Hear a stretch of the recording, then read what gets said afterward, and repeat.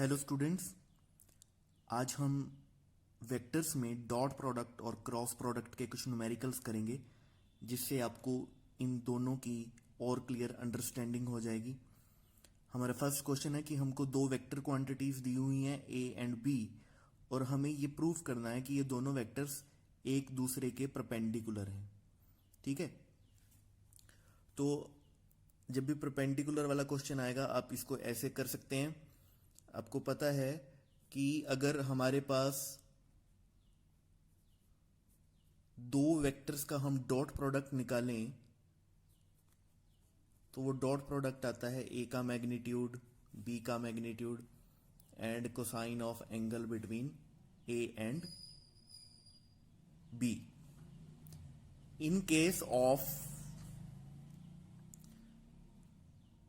Case अगर A और B mutually perpendicular हैं, ठीक है, तो परपेंडिकुलर के केस में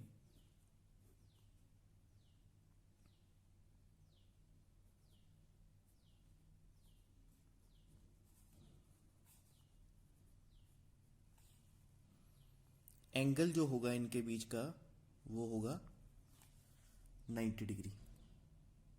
ठीक है, और cos 90 क्या होता है?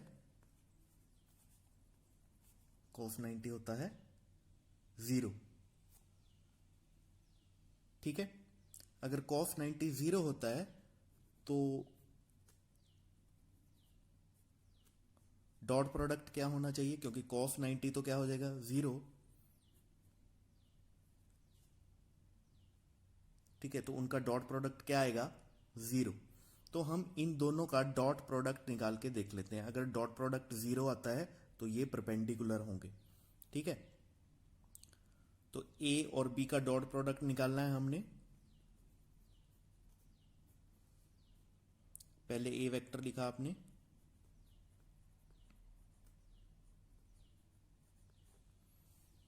अब डॉट बी वेक्टर लिखा,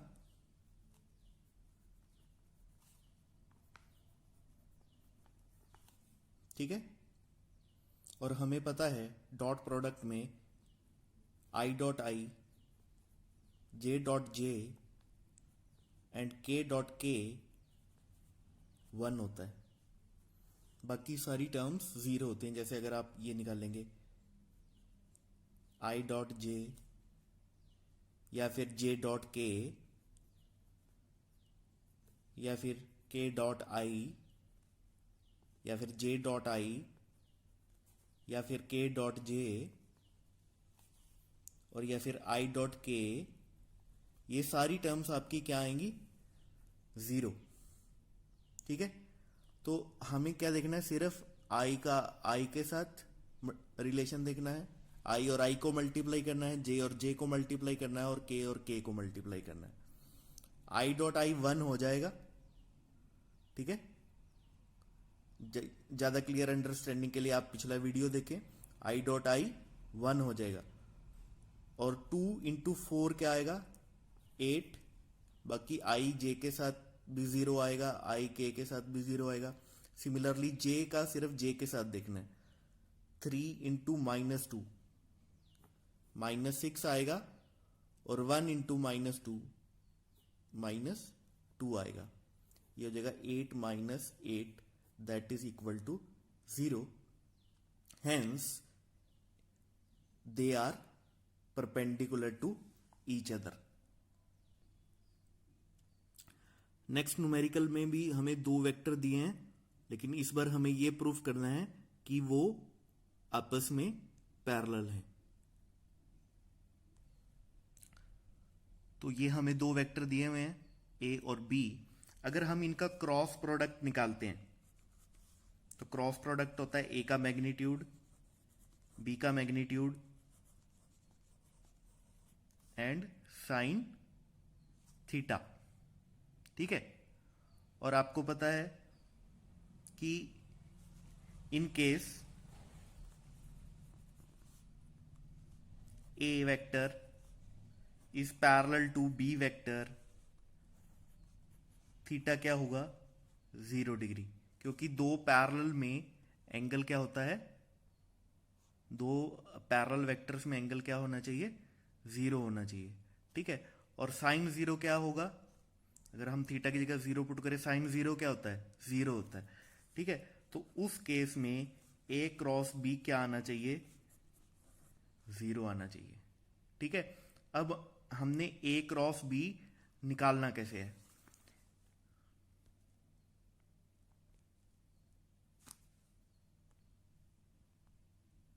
इसके लिए जो मेथड है वो है डिटर्मिनेंट मेथड।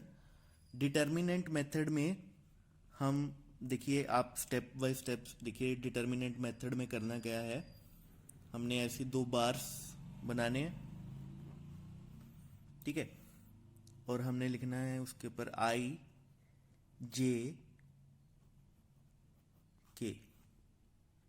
ठीक है, तो आप पहले, आपका ये क्लियर होना चाहिए कि आपने ए क्रॉस बी निकालना है या फिर बी क्रॉस ए निकालना है। अगर ए क्रॉस बी निकालना है तो पहले ए वाली जो टर्म्स हैं, ए वाला जो ए का जो वैल्यू है उसमें आई जे और के जो कोफिशिएंट है वो यहां पर हम इसके नीचे लिखेंगे।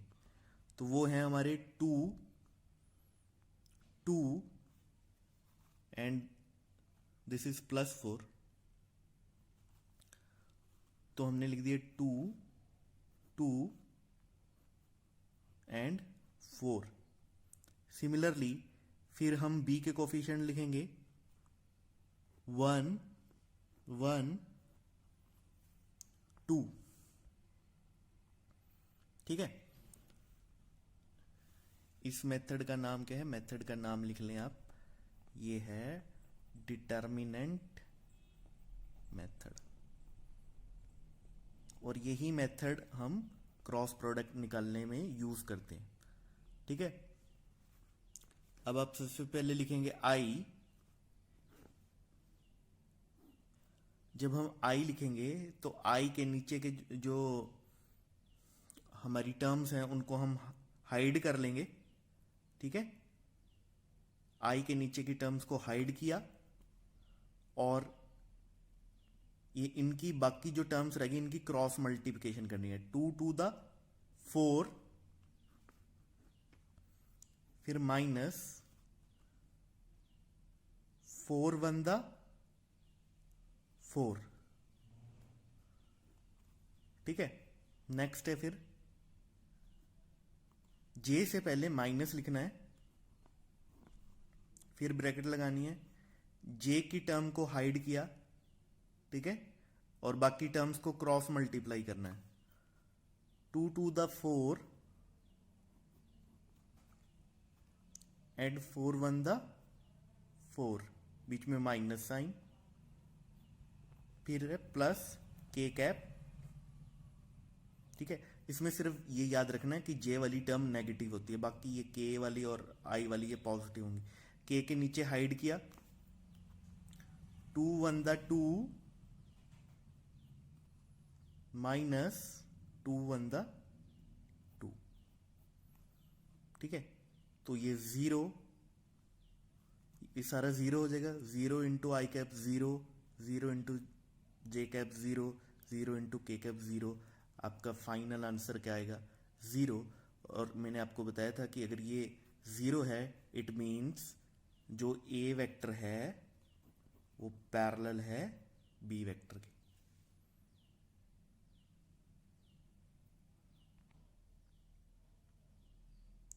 नेक्स्ट टाइप का न्यूमेरिकल है, find a unit vector perpendicular to vector A vector and B vector.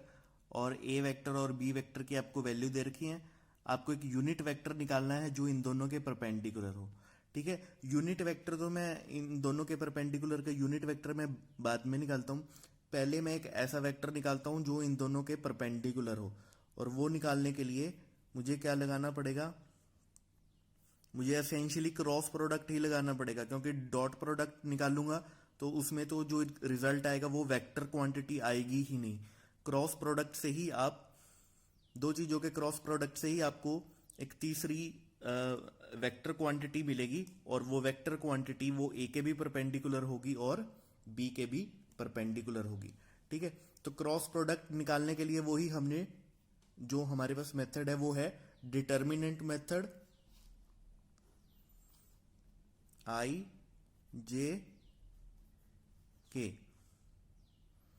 ठीक है, इनके कोफिशिएंट लिखे हमने 1 1 -1 2 -1 -1। ठीक है, आई वाली टर्म लिखनी है, आई के जो नीचे जो टर्म्स है उनको हाइड किया, बाकी को क्रॉस मल्टीप्लाई करना है। 1 इंटू -1 -1, देन माइनस ऑफ, ये ब्रैकेट का यूज कर लेते हैं, 1 into -1 -1, then minus of -1 into -1 -1 into -1, that comes out to be 1। ठीक है, नेक्स्ट आपको बताया था जे के साथ हमेशा नेगेटिव साइन लगता है, जे की टर्म्स हाइड कर लेंगे हम। 1 इंटू -1 -1, ठीक है, देन नेगेटिव साइन -1 इंटू 2 -2। ठीक है, फिर प्लस के कैप,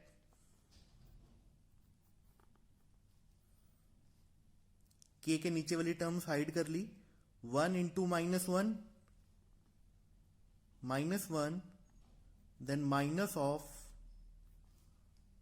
1 इंटू 2, दैट इज 2। ठीक है, तो जो अपना आंसर आएगा वो आएगा -2i cap minus J cap and -3k cap.